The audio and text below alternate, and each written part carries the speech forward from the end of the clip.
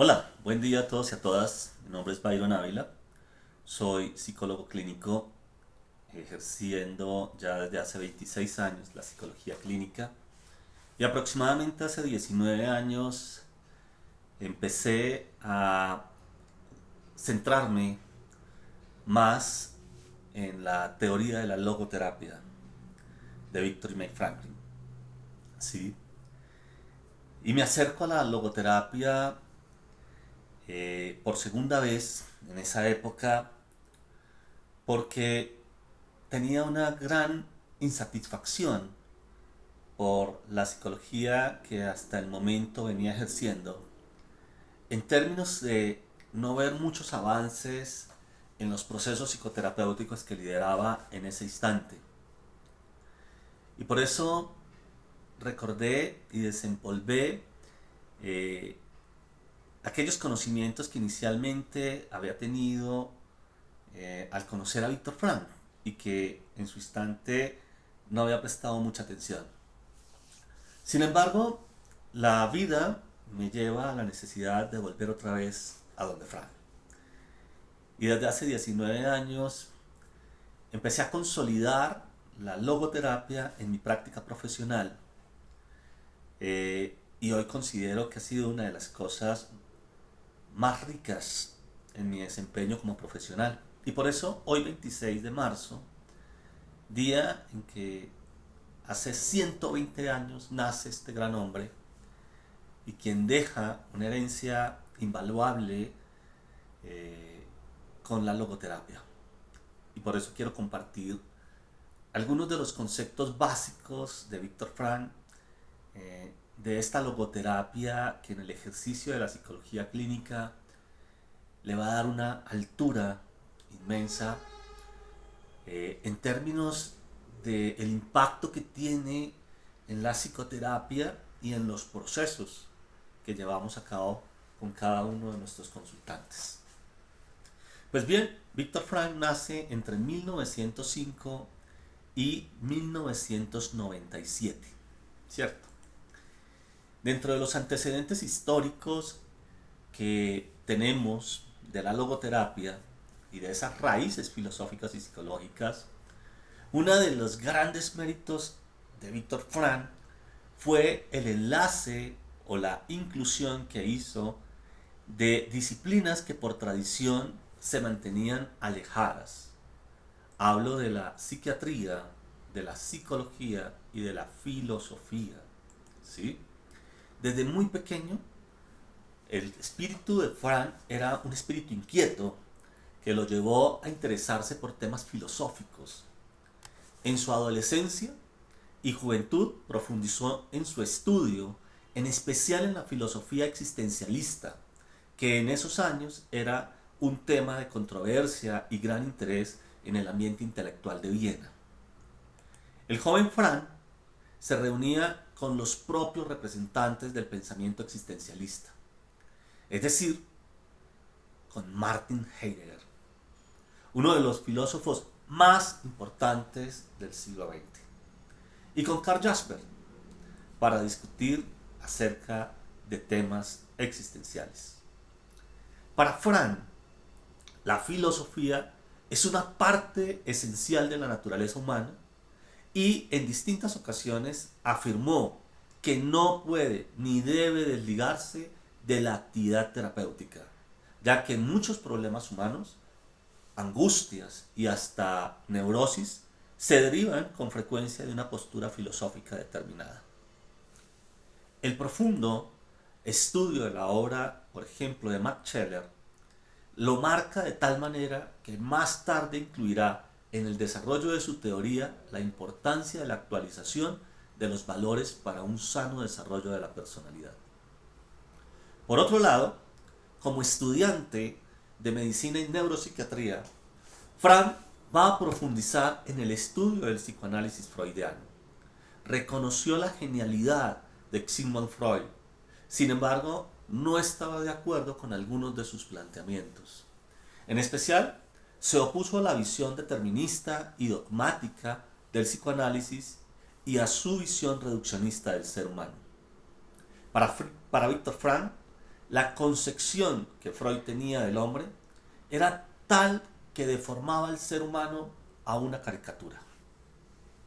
Se une, por tanto, entonces al grupo adleriano e inicia con sus maestros Allers y Schwartz varios centros de consultoría para los jóvenes afectados por los efectos de la Primera Guerra Mundial. Los temas más frecuentes entonces eran la depresión y el suicidio. Estos centros tienen tal acogida, tal bienvenida, que muy pronto se van a abrir varios de estos en ciudades como Frankfurt, Praga, Zúrich y Berlín.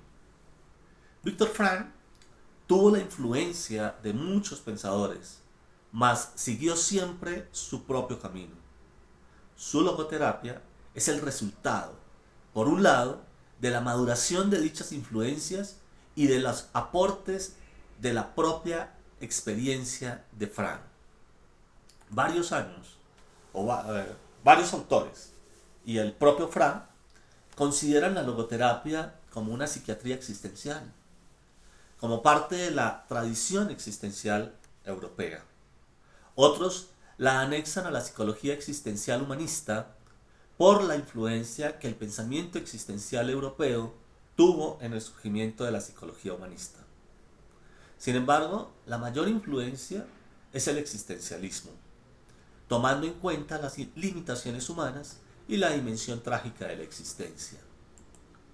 Es un gran optimista, pero no basa ese optimismo en la negación u omisión de las limitaciones, sino en la posibilidad de trascenderlas y de encarar o encontrar más bien el sentido incluso en la tragedia. Intuye que el sufrimiento puede no ser vano, puede abrir nuevas y profundas perspectivas en la persona y transformarlo en un logro personal. Acá surge un elemento muy importante que es la antropología tridimensional. Pero antes de hablar de la antropología tridimensional, sí me gustaría enfatizar en el siguiente elemento. Hablamos de logoterapia, pero si dividimos esta palabra en logos y terapia, logos es una palabra griega que equivale a sentido, a significado, a propósito, a palabra. Y terapia, del griego terapie, significa curación o tratamiento. Por tanto, logoterapia es el tratamiento para encontrar significado y sentido a la vida y está centrado en el tema del sentido.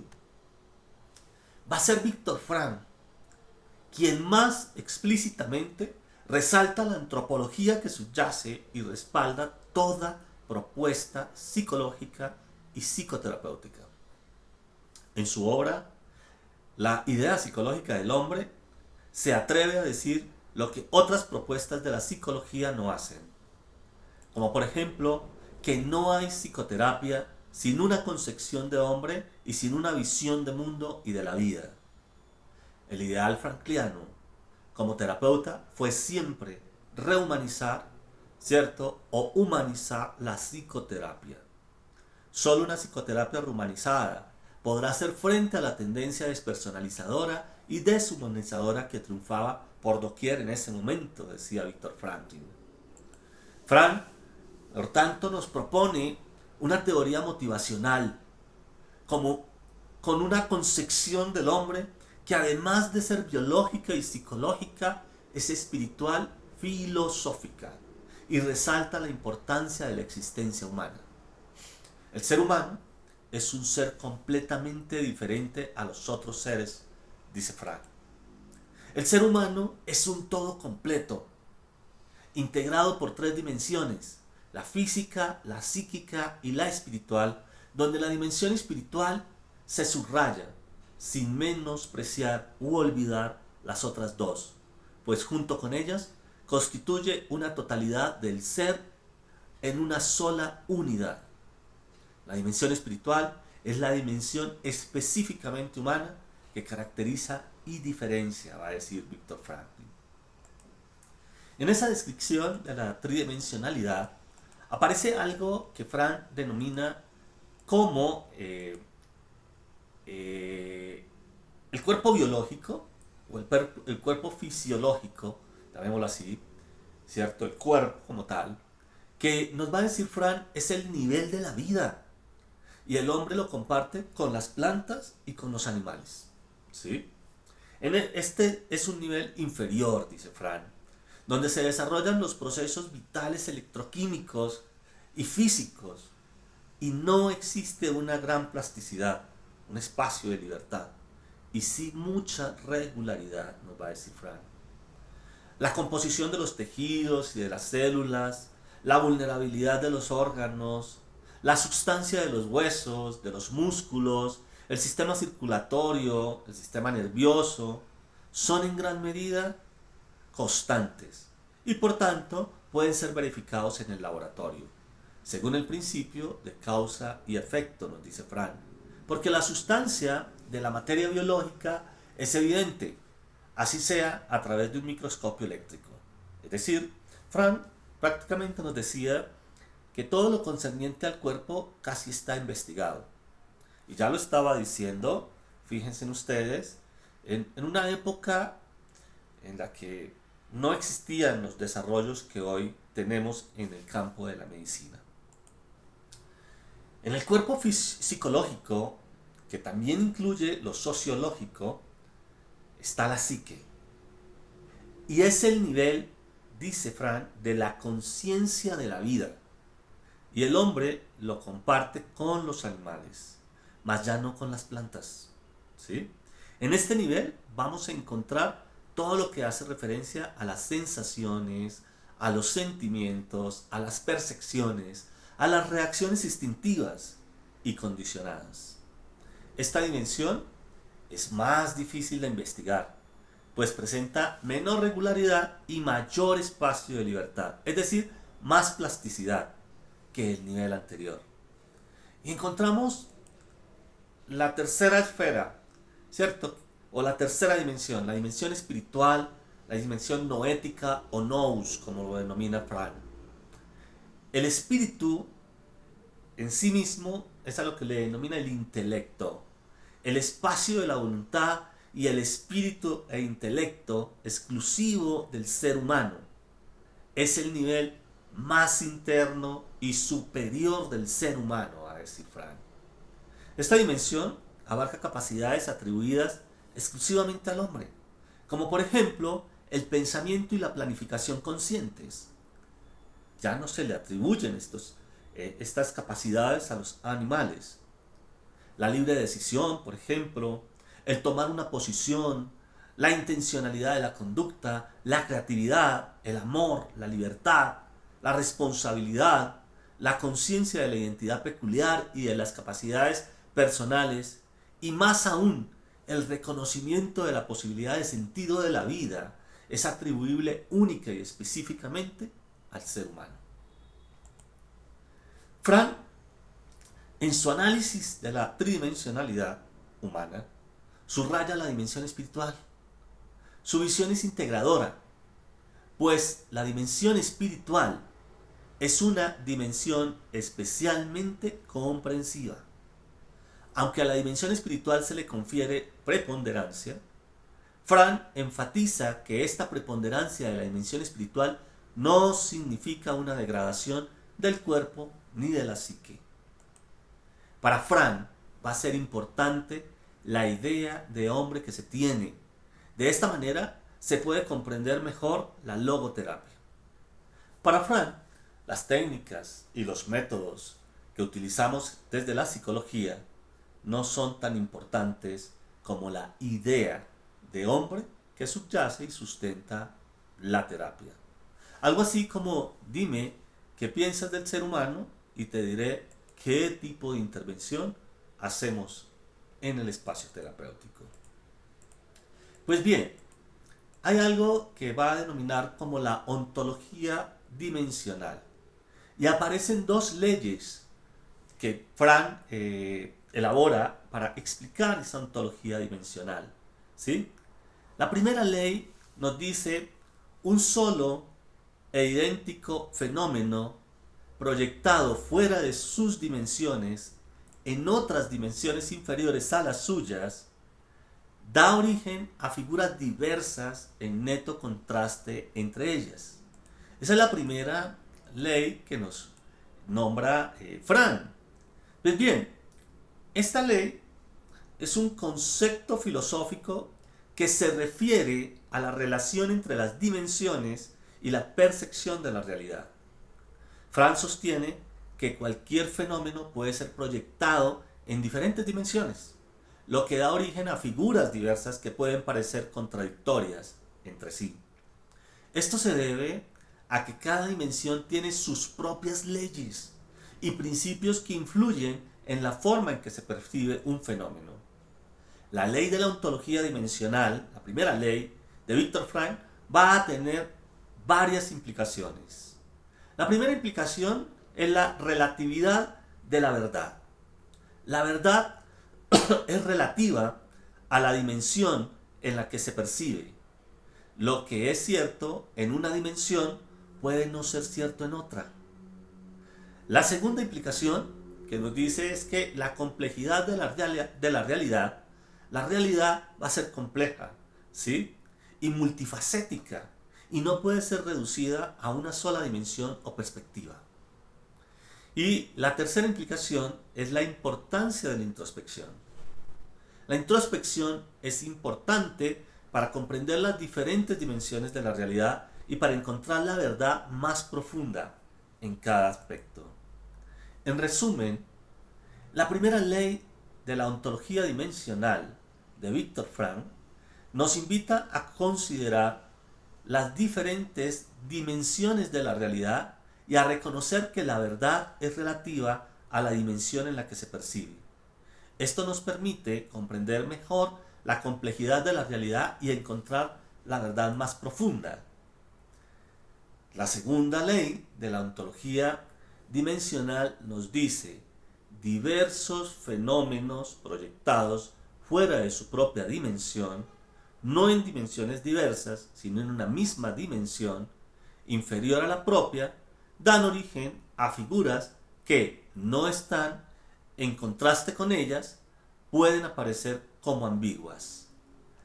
En esta segunda ley de la ontología, ¿cierto? Cuando nos dice que diversos fenómenos se proyectan en una misma dimensión inferior a la propia, puede dar origen a figuras que, por ejemplo, no están en contraste con ellas, ¿sí?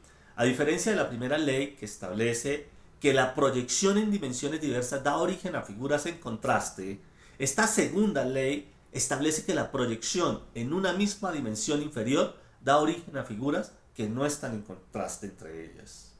Y dos, pueden aparecer como ambiguas, dice. La proyección en una misma dimensión inferior puede hacer que las figuras resultantes aparezcan como ambiguas, es decir, pueden ser interpretadas de diferentes maneras, ¿sí? Ejemplo, la proyección de la realidad en el lenguaje. La realidad se puede proyectar en el lenguaje de diferentes maneras, dando origen a figuras que no están en contraste entre ellas, pero que pueden aparecer como ambiguas. Por ejemplo, la palabra banco, ¿sí?, puede referirse a un establecimiento financiero o a un mueble. 2. La proyección, por ejemplo, de la personalidad en el comportamiento.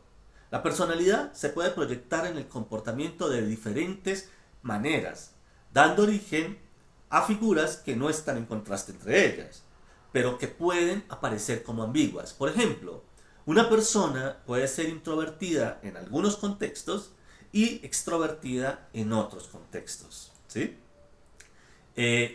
Dentro de las implicaciones de esta segunda ley de la ontología, ¿sí?, dimensional de Viktor Frankl, va a tener diversas implicaciones, ¿sí? Primero, la ambigüedad de la realidad. La realidad puede ser proyectada de diferentes maneras, lo que puede dar origen a figuras ambiguas. 2. La importancia del contexto. El contexto en el que se proyecta la realidad es fundamental para entender su significado. Y 3. La necesidad de la interpretación.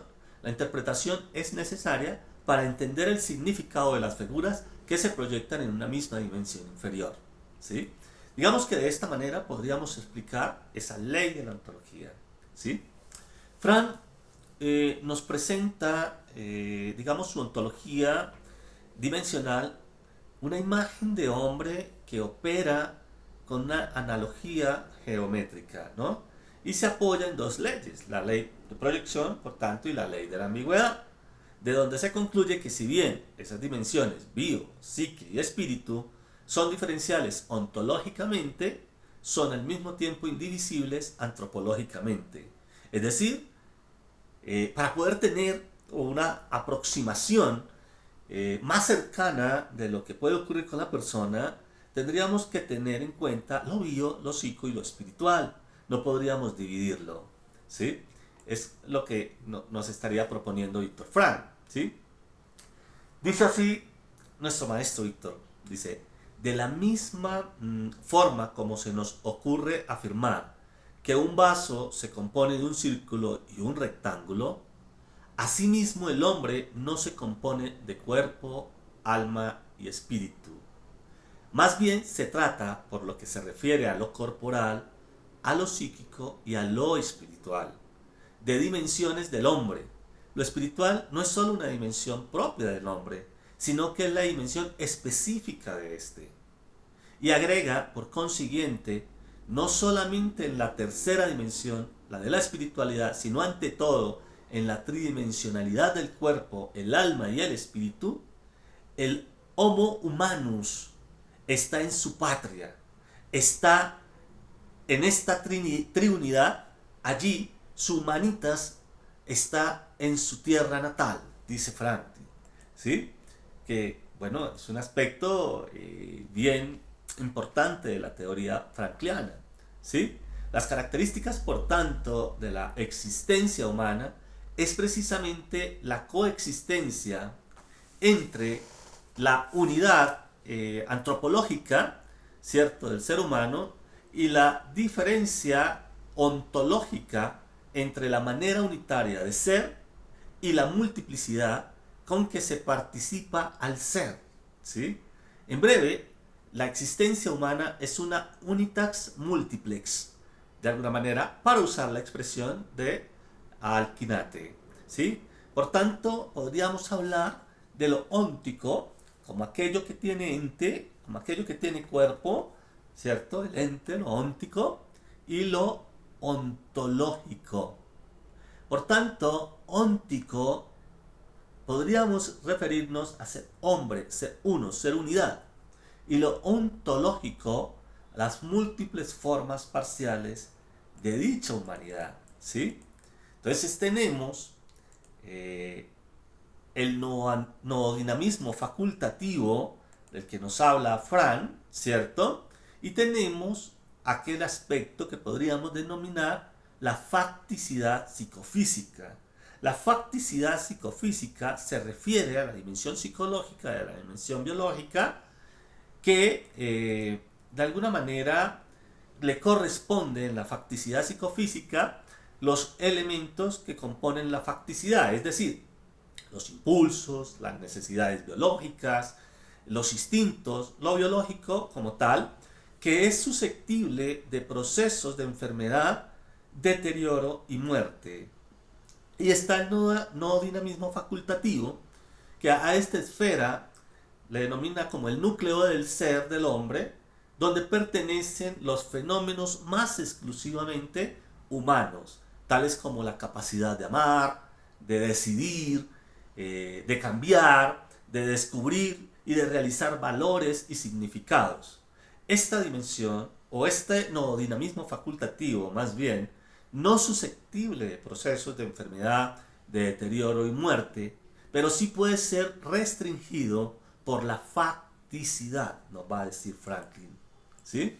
Pues bien, en todo esto, Frank también nos enseña las tesis de la persona humana, las 10 tesis, ¿sí?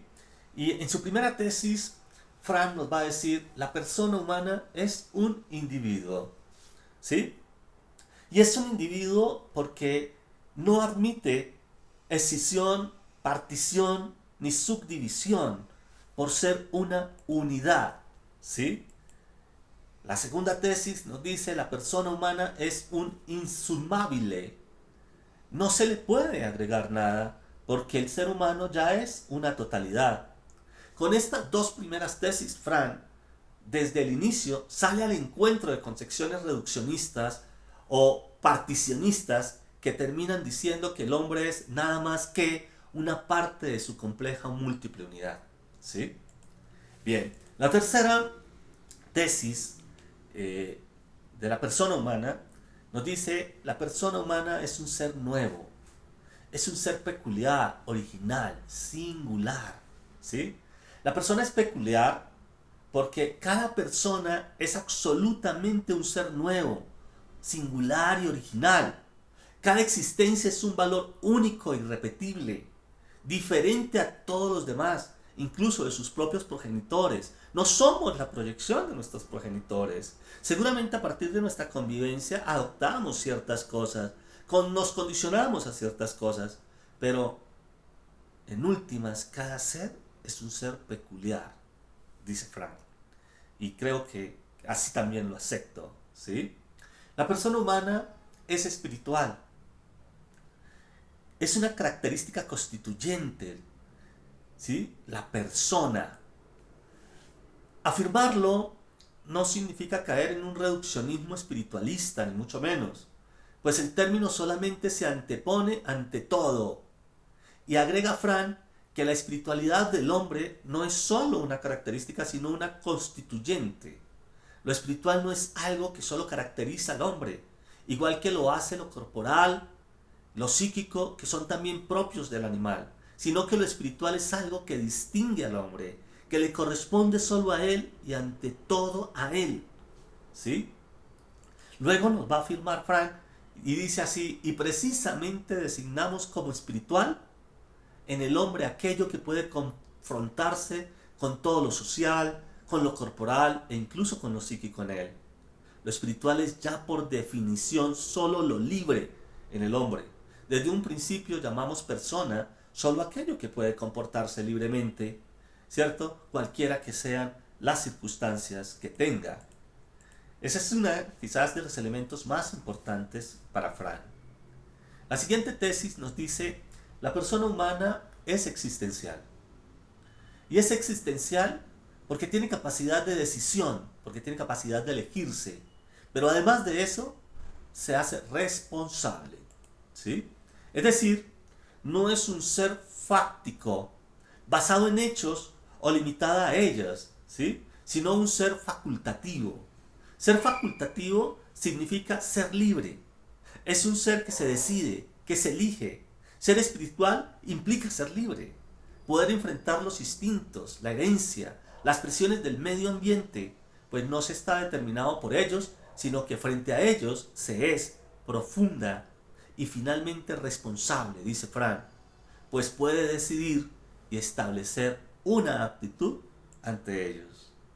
La siguiente tesis nos dice, la persona humana es yoica, no efecto, no resultante, es un genuino yo. Al decir que el hombre es un ser facultativo y no un ser impulsado, se significa precisamente que no se halla bajo la dictadura del ello. En otras palabras, la persona no es efecto ni resultante, pues no está determinada. Es genuinamente ella, es genuinamente persona. ¿Sí? La siguiente tesis nos dice la persona humana brinda unidad y totalidad. ¿Sí? ¿Esto qué significa? Que hay un antagonismo no psicológico que es propio del hombre. Esta tesis va a señalar que lo físico, que lo psíquico y lo espiritual forman una unidad y una totalidad, ¿sí? Tal como lo plantean la tesis 1 y la tesis 2. Pero aún dentro de este interjuego, de esta totalidad integradora, lo espiritual se contrapone a lo físico y a lo psíquico.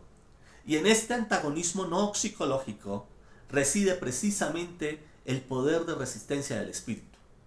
Es decir, la capacidad del hombre, bajo cualquier circunstancia y condición, de despegarse de lo psicofísico y ubicarse a una distancia muy fecunda de esta. La siguiente tesis nos dice: la persona humana es dinámica, no dinamismo facultativo, persona, ¿cierto? Existir es existir, es decir, capacidad de salirse de sí mismo y enfrentarse consigo mismo. En otras palabras, la persona es dinámica porque puede autodistanciarse de su paralelismo psicofísico y hacer manifiesta la dimensión espiritual. Al respecto, afirma Fran, únicamente cuando el hombre entabla un diálogo consigo mismo, se desliga o se desglosa lo espiritual de lo psicofísico, que creo que es fundamental. La siguiente tesis nos dice: la persona humana no es animal, ¿sí? ¿Por qué? Porque goza de un no dinamismo facultativo el ser humano. El ser espiritual es la característica distintiva del ser persona a partir de ese antagonismo noopsíquico que le permite al hombre distanciarse de sí mismo, oponerse o resistirse al apremio mismo, oponerse o resistirse a lo psicofísico. El mundo de los seres humanos es un mundo superior al de los animales e incluye valores e incluye sentidos. La siguiente tesis nos dice: la persona humana es trascendente. Y es trascendente porque está movido por valores, por sentido. Y eso lo hace autotrascendente. Ser humano significa ser autotrascendente. Estar orientado a valores y sentidos descubiertos más allá de sí mismo. Y así lo expresa Fran. Ser hombre significa estar orientado hacia más allá de sí mismo. La esencia de la existencia humana se encuentra en su trascendencia, por así decirlo. Ser hombre significa estar desde siempre orientado y dirigido a algo o a alguien. Estar dedicado a un trabajo al que se enfrenta un hombre, a otro ser humano, al que se ama, o a Dios a quien se sirve, dice Frank. Pues bien, estas son las 10 tesis de la persona humana de Viktor Frankl, ¿sí? Que nos va a permitir también tener en cuenta varios aspectos acerca de lo que es la espiritualidad y genera como unas características del espíritu humano, ¿cierto? Y nos va a decir: el espíritu no es una sustancia, es un dinamismo. Por ejemplo, el espíritu no puede ser dividido, reducido o duplicado. El espíritu es más que la suma de las partes. El espíritu es la esencia de una persona. Es en ella y con ella. No es heredado ni genético. Y es enteramente nuevo y original en cada persona. Uno de los recursos de la persona humana es la conciencia, dice Fran. Y la conciencia no es el superyo. Más allá del superyo está el órgano del sentido, una especie de antenita interna siempre orientada al descubrimiento del sentido. Nos dice Lucas, 1982. La conciencia mantiene ligado el espíritu al sentido, ¿sí? Y algunas otras características que nos habla Frank con relación a lo que es el espíritu humano, ¿sí? Y de los aportes que hace Frank, que son fundamentales para poder comprenderlo y conocerlo, ¿sí?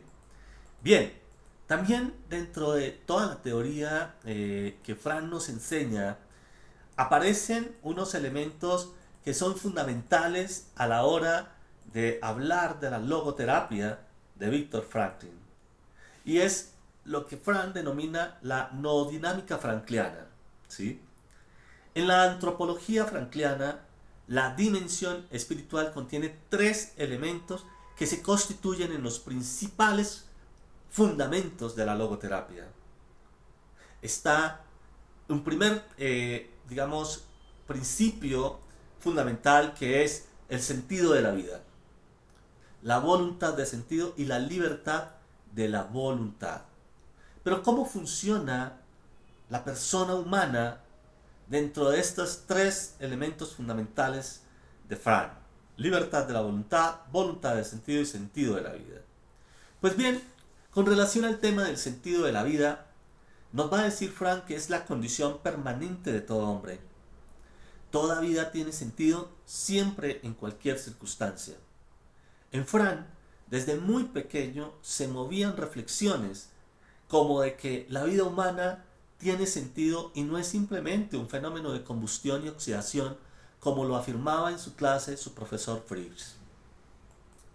Estas reflexiones se van afirmando en la medida que Frank se acerca al pensamiento de los grandes filósofos de la humanidad, descubriendo la relación entre una filosofía de la vida y la actitud que se toma ante ella, ¿sí? Dicho pensamiento, y más maduro, acerca del hombre, lo lleva a discrepar con su maestro y gran lumbrera del saber psicológico, Sigmund Freud, quien sostenía que el solo preguntarse por el sentido de la vida ya era señal de enfermedad, mientras que para Frank era simplemente natural expresión de su humanidad preguntarse acerca del sentido de la vida. En su libro Logoterapia y Análisis Existencial, nos va a decir Frank lo siguiente, ¿sí? El problema del significado de la vida es una cuestión típicamente humana, aunque no siempre es formulada clara y explícitamente en sus términos. Poner en duda que la propia vida tenga sentido no tendría que ser considerado en sí mismo como algo morboso. Es por el contrario, expresión del ser humano, de aquello que de más humano hay en el hombre, ¿sí? Más adelante avanza en su afirmación y dice cosas como la vida siempre tiene sentido bajo cualquier situación y jamás lo pierde. Y finalmente concluiría que la verdadera realización solo se podría lograr en el hombre si encuentra un sentido para hacerlo. Para Frank, la vida es algo más que el mundo visible de las cosas. Y detrás de ese mundo material se esconde otro mundo que él concibe como un mundo de sentidos, de valores, ideales, metas y fines que atraen al hombre. Así es que el sentido de la vida es nada menos que la vida misma, como algo ya dado, algo que es, pero aún no realizado, aún posible, como lo expresaba el filósofo existencialista Karl Jasper o el filósofo Friedrich Herbert al decir, la vida no es algo, sino que es una oportunidad para algo, ¿sí?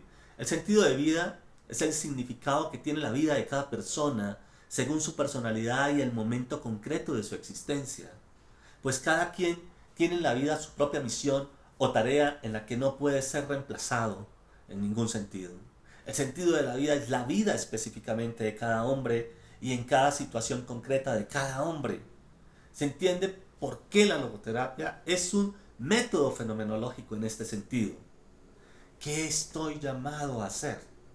El ser humano está llamado a preguntarse por el sentido de su vida más que por el sentido de su existencia humana como tal. Pregunta que queda ya para la filosofía o la teología.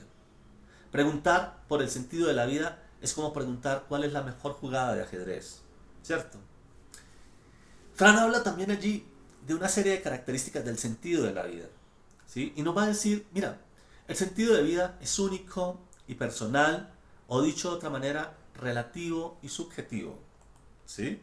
El sentido de vida es específico a cada persona. El sentido de vida es flexible y es dinámico. El sentido de vida es objetivo, no puede ser inventado, ¿sí? Y nos habla de algo muy bonito que es la conciencia, órgano del sentido.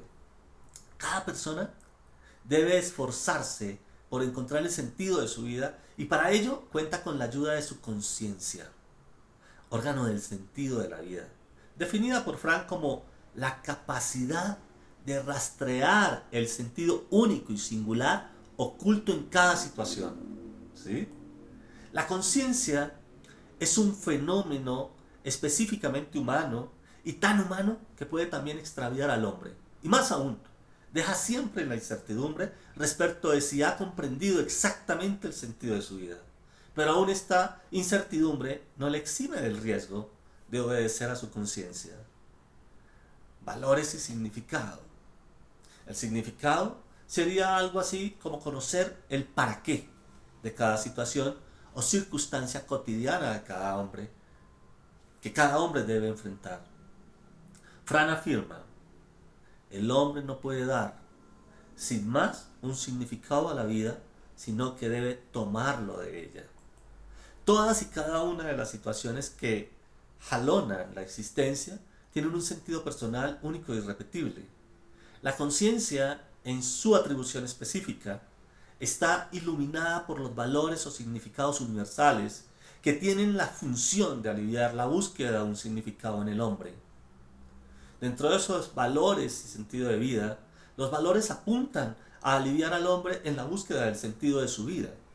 Las vivencias cotidianas e inmediatas del hombre se dirigen por tres grandes valores como hilo conductor al sentido de la vida, o los tres caminos para encontrar sentido según Fran, que son los valores creativos o de creación, es decir, lo que el hombre hace, dar algo o trabajar. Los valores vivenciales o de experiencia, lo que el hombre vive, vivenciar algo o amar a alguien. Y los valores actitudinales, ante lo que el hombre padece, el sufrimiento ineludible e inevitable. Dentro de los valores creativos, hace referencia al hacer del hombre. Corresponde a la actividad concreta de un hombre y a través de las cuales da algo al mundo para estructurarlo y orientarlo hacia el bien.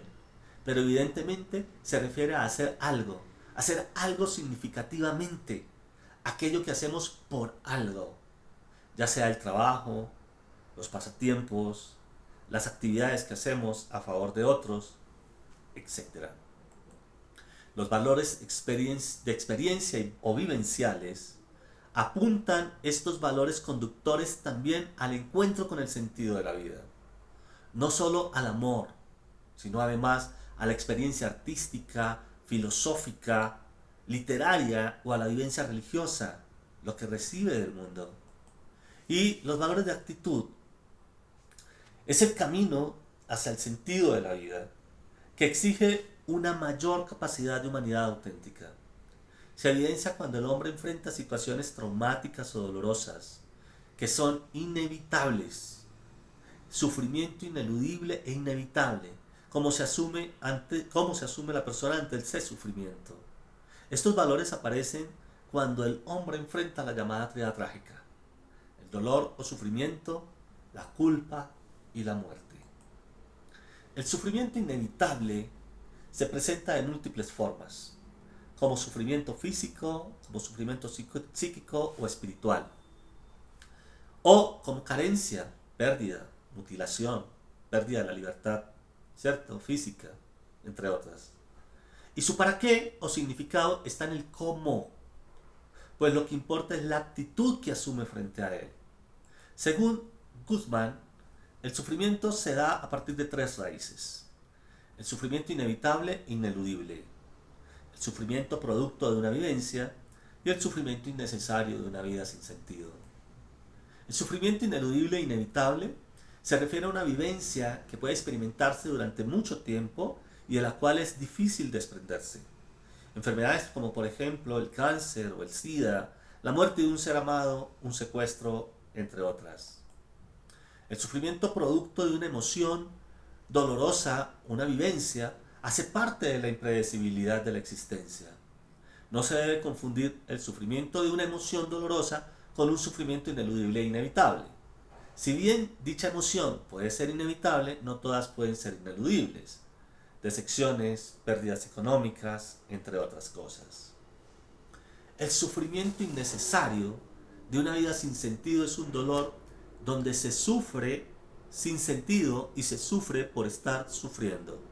La adicción, por ejemplo, a las drogas o la codependencia es un ejemplo de este tipo de sufrimiento innecesario.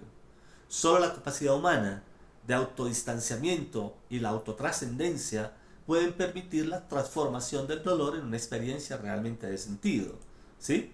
El desarrollo de los valores, por ejemplo, de actitud, la aceptación del sufrimiento y la elevación a un valor de sentido elaboran nuevas formas de ver y experimentar el mundo, nuevas formas de encontrar y vivenciar significados. Es difícil encontrar el sentido del sufrimiento cuando lo no ético, lo espiritual, se encuentra restringido por enfermedades psicológicas y o biológicas. ¿Sí? Y también tenemos el elemento de la culpa. En consecuencia de una decisión libre, es consecuencia de eso, contraria a la ley moral o al valor ético. Su sentido o para qué está en que puede convertirse en motivo para el cambio, pues cada decisión es irrevocable, pero no definitiva. La muerte. En el pensamiento de Frank, más que seres para la muerte, somos seres ante la muerte.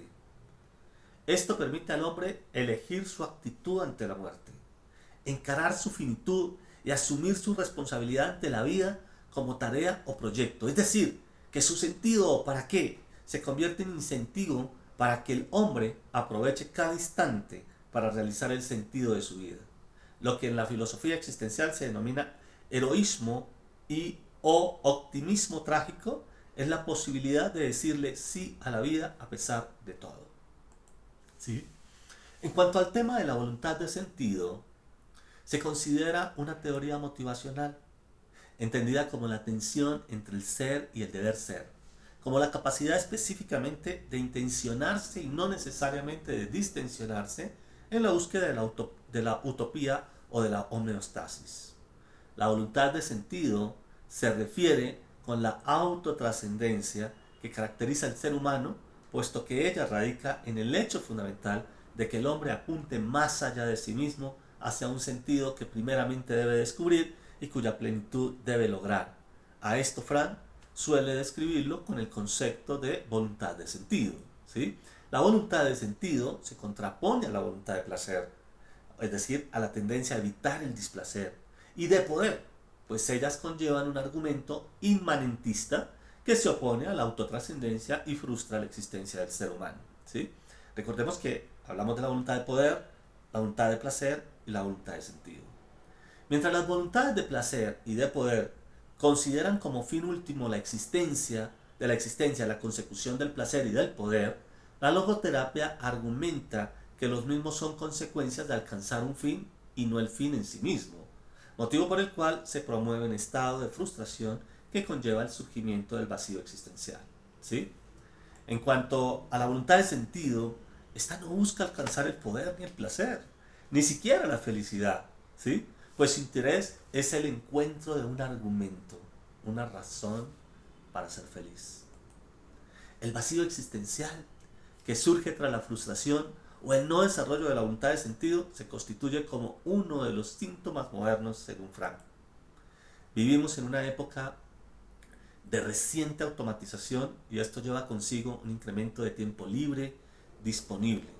Pero no hay solo un tiempo libre de algo, sino también un tiempo libre para algo. El hombre existencialmente frustrado, sin embargo, no conoce nada con lo que podría llenarlo, nada con lo que podría rellenar su vacío existencial. Si para el padre del psicoanálisis preguntarse por el sentido de la vida era señal de neurosis, para Frank la voluntad de sentido era criterio de salud. La voluntad de sentido no es tan solo una auténtica manifestación de lo esencialmente humano, sino también, como lo afirma Teodoro Cochrane, un criterio de salud mental. La pregunta sobre el sentido de la vida se la plantea todo hombre sano que desea realizarse como tal y vivir en plenitud. La libertad de la voluntad, uno de los principios, para la logoterapia, la libertad humana es una manifestación que le es específica. A pesar de ser finita en el organismo psicofísico, se antepone desde lo espiritual a esta finitud, desarrollando la capacidad de autodistanciamiento, comprendida como antagonismo psiconoético facultativo o el poder espiritual de oponerse a los mandatos del organismo psicofísico. De esta forma, puede decirse que el ser humano se encuentra condicionado, mas no pan determinado, totalmente finalizado y predestinado ante su historia. Dentro de esta libertad se enmarca el concepto de la responsabilidad. El hombre es libre para ser responsable. Es responsable porque es libre. Es decir, negar la responsabilidad es una libre elección de no ser libre. Fundamento que hace inseparables estas dos manifestaciones. El análisis existencial plantea que el hombre es responsable de la realización del sentido y de los valores. La logoterapia refiere una responsabilidad ante algo y ante alguien. Ante algo, definido como la conciencia, y ante alguien, enmarcado en la capacidad específicamente humana de la autotrascendencia, dirigida al encuentro con el otro y con una dimensión trascendente. Finalmente, la responsabilidad puede entenderse como la habilidad de dar respuesta a las preguntas que plantea la vida y como la capacidad de asumir las consecuencias de las elecciones realizadas. Y en último, el sentido de la vida. Surge la pregunta por el sentido de la vida, mejor entendido como el sentido de una persona particular, en una situación concreta e irrepetible. Según Frank, hay que preguntar por el sentido de una persona concreta y de una situación concreta. Es la misma vida la que plantea preguntas al hombre. Él no tiene que preguntar, más bien él es el preguntado por la vida, el que tiene que responder a la vida, el que tiene que asumir la vida responsablemente. Es decir, el sentido es único e irrepetible para cada persona. Es un constructo que apela a la coherencia y le confiere a la vida orientación, unidad y dirección. Pues bien, acá a grandes rasgos he querido transmitir parte de los conceptos básicos de la logoterapia de Viktor Frankl en honor a este gran hombre que nos enseñó, que nos dejó como herencia la logoterapia y el tema del sentido y significado de la vida. Mira, si logramos despertar un sentido, un propósito para la vida, muchas de las enfermedades que hoy vivimos podrán ser superadas o al menos podremos generar ese antagonismo psiconoético, psicofísico, ¿cierto? Y hacer que nuestro espíritu sobresalga allí y poder hacer cosas maravillosas a pesar de. Gracias.